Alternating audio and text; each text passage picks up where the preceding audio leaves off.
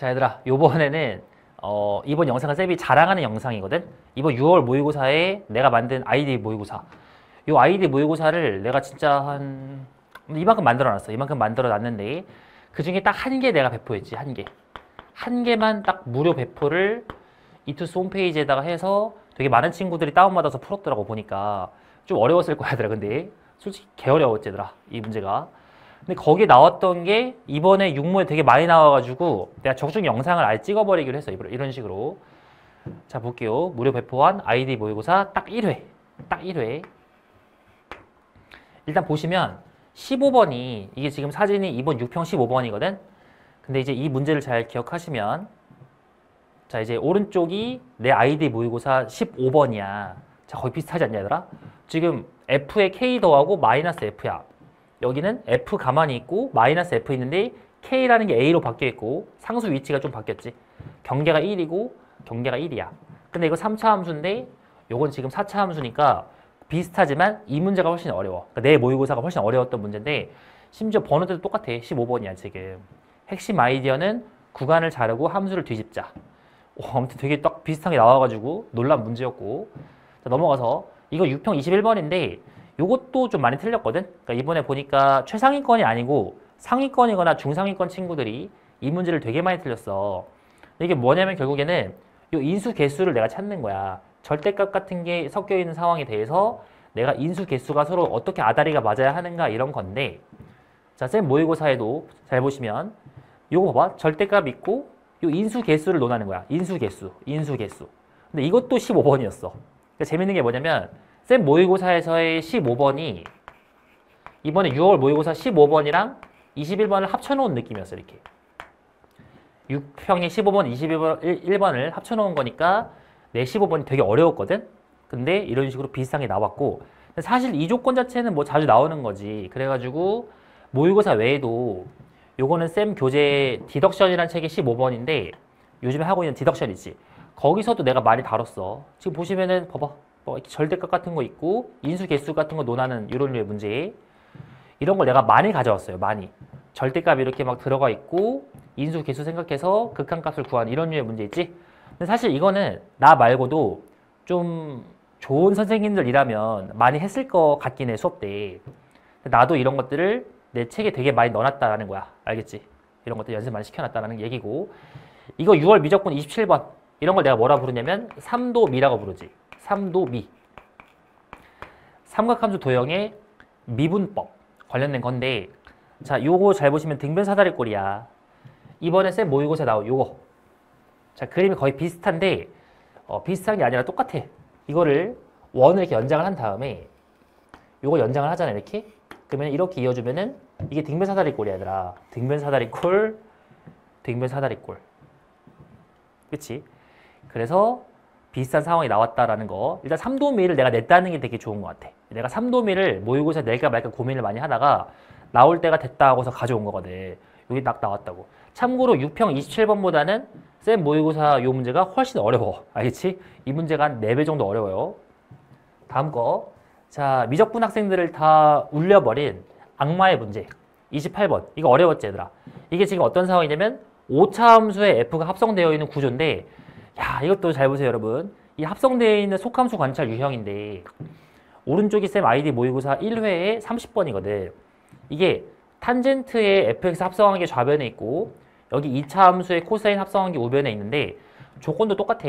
지금 보시면 이 조건 때문에 f가 사이값 정리에 의해서 x축을 통과하는 순간에 존재한다는 논리로 시작을 해야 되는데, 이 문제에서도 이 조건 때문에 fx가 이렇게 x축을 통과할 수밖에 없다 라는 것으로 논리를 시작하게 돼야 되거든, 이 문제가. 오케이? 그리고 이런 유형들은 언제 최초에 등장을 했냐면 2023년 년이야, 년. 6월 28번 있지. 이때 처음 여기 등장을 했어. 근데 좀 얘기를 하자면 이때 그 대통령이 그 당시에 그 뭐라고 했냐, 수능이 좀 바뀌어야 한다고 해가지고 요 문제의 유형이 갑자기 안 나왔거든. 오케이? 그러다가 이번 6평이 딱 그 뭐 대선 다음 날이었지. 대통령이 바뀌자마자 딱 여기 나왔는데, 물론 대통령이 바뀔 걸 알고 뭐 낸 거 아니겠지. 아무튼 뭐 그런 역사가 있는데, 이거 뭐냐면은 2023년 당시에 요 당시에 원래 그 2023년에 기출문제 어땠냐면은 이 겉함수가 지금 3차 함수잖아. 근데 겉함수가 2차 함수였거든. 원본에선. 그래서 만약에 잘 보세요 여러분. 이렇게 fx의 제곱 마이너스 2fx 이런 구조로 문제가 있다면 내가 양변에 1을 더해가지고 완전 제곱 바꿔가지고 근해 공식 풀듯이 푸는 풀이가 그 당시에 좀 유행이라기보다는 그게 좀 압도적이었는데 내가 뭐라고 했냐면 이렇게 근해 공식으로 문제를 풀면 이렇게 3차 형태로 합성되어 있는 구조는 근해 공식을 사용할 수가 없잖아. 이런 경우는 대비가 안 되니까 근해 공식을 안 쓰는 풀이가 더 중요하다라고 얘기를 했거든 당시에. 비판도 좀 받았던 상황인데 그리고 그 당시에 딱 여기도 내 유튜브 쇼츠인데 유튜브 쇼츠에다가 이 보이니 글씨 얘들아? 미적분 28번 근해 공식을 못 쓰게 변형된다면 이라고 유튜브에 올렸고 이 문제 내가 만든 문제야. 요건 자작 문제 자작. 이 자작 문제를 쌤 교재인 인덕션에도 실어놨거든. 이렇게. 근데 이제 이런 형태가 요번에 나온 거라고. 2년 뒤에. 자작을 하고 저런 주장을 했더니 2년 뒤에 정확하게 나오게 된 상황이 된 거야. 이런 류의 문제를 풀려면 내가 속함수의 움직임도 추론할 줄 알아야 되고 차수 논리라는 개념도 알아야 되거든. 자, 그런 게 다 나온다라는 거지. 자, 이번엔 확통인데 확통. 자, 확통 같은 경우도 이번 30번에는 함수와 경우의 수가 나왔고 이렇게 1차이로 부등식 조건 나왔단 말이야. 내가 이제 확통에서 뭘 밀까 고민을 많이 하다가 조건부 확률에 힘을 주려다가 쌤 모의고사에서도 보시면 이번 아이디 모의고사야. 다 1회야 계속 내가 보여주는 건. 아이디 모의고사 1회에서 이렇게 부등식 조건을 가져왔다고. 물론 함수와 경우의 수의 부등식 조건은 너무 흔하니까 이걸 가지고 막 적중해내 만회하는 건 솔직히 부끄러운 거지만 그래도 내가 딱 하나 공개한 모의고사에서 이런 걸 가져왔다라는 거지. 그치? 자, 그 다음에 이번에는 이제 내 아이디 모의고사 말고 쌤이 사용하고 있는 디덕션이랑 교재에 관한 얘기인데 지금 보시면은 이번 6평 10번이거든? 6평 10번에는 그림이 주어져 있지 않은 지수로그 그래프 나왔고 그 다음에 굉장히 많이 학생들이 틀렸던 6평 22번에도 그림이 없는 지수로그 그래프가 나왔잖아. 그 쌤이 약간 느낌이 그림이 없는 게 나올 것 같고 그게 어려울 것 같은 거야. 그래가지고 쌤 교재 디덕션이거든. 거기에도 이 문제 어려운데 그림이 없잖아. 그치? 그림이 밑에 있는데 자른 게 아니야. 그 그림이 없는 거야 지금. 그리고 그림이 없는 게 또 있지. 그림이 없는 걸 일부러 많이 가져왔어. 그런 게 좀 중요해질 것 같아가지고. 내가 좀 예측하는 경향성이 되게 맞아 떨어졌다는 얘기고. 자, 그 다음에 이번에 6평 21번을 보시면은 그느드 문제가 나왔지. 그느드. 물론 이게 되게 쉬운 문제지만 그느드가 나왔잖아. 한동안 안 나오다가. 자, 요거 쌤 교재 디덕션인데 수원. 그느드거든. 내가 너네한테 뭐라고 했냐면 그느드가 나올 수도 있다라고 얘기했지. 그러니까 이런 생각을 한 거야. 내가 이 디덕션 교재를 만들 때 내가 그느드를 딱 가져왔어? 니네가 이렇게 뭐라고 할 거 아니야.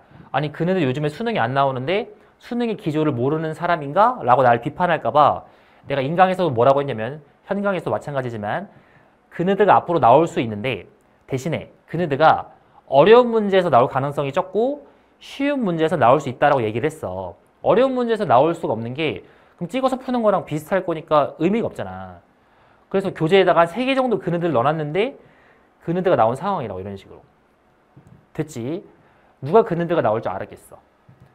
자, 여러분 얘들아 그 쌤이 늘 얘기했지만 MBTI가 이제 INTP인데 이걸 얘기한 이유는 분석하기를 좋아한다고. 분석하기 좋아해서 지금까지 수능이 어땠는가 되게 분석을 많이 했고 자, 가장 중요한 건 이거야. 뒷북을 치면 안 돼. 뒷북이 뭐야? 이번 6평 모의고사에서 뭐 지수로그 그래프 어렵게 나왔으니까 앞으로 걔만 판다? 그런 게 잘못된 거라고. 그것보다는 뭐가 나올지 모르는 상황이니까 내가 골고루 공부를 해야 한다. 이게 포인트가 될 거고 골고루 한다고 해도 어떤 것들이 앞으로 어렵게 나올 수 있을까라는 거에 대한 예측이 필요한데 쌤이 오랫동안 수능을 관찰한 사람이기 때문에 그런 것들을 예측을 할 거라고. 지금까지 올바르게 해석을 해왔고 앞으로도 계속 바른 길로 그러니까 올바르게 해석을 할 테니까 너네들이 내가 주는 컨텐츠나 아니면 내가 막 이상한 스킬 같은 거 알려주잖아. 막 차분이나 이런 거 있지. 차분, 차수논리, 막 글귀 이런 거 있잖아. 그런 것들 보면서 저런 게 왜 중요해? 라는 생각보다는 저렇게도 나올 수 있구나라는 열린 마음으로 수능을 공부해야 되더라. 날 믿고 좀 따라오면은 내가 적중을 되게 잘하는 사람이기 때문에 많이 도움을 받을 수 있을 거라고. 자, 아무튼 뭐 이게 자랑 영상이긴 한데 생각해보면은 뭐 내가 이게 자랑을 해도 니네가 못 풀면 의미가 없잖아. 그치? 내가 막 문제 막 비슷하게 맞췄어도 니네가 못 풀면 의미가 없잖아. 니네가 푸는 것까지 내가 목표로 열심히 공부를 시켜주도록 하겠다. 자, 여기서 마무리할게, 얘들아.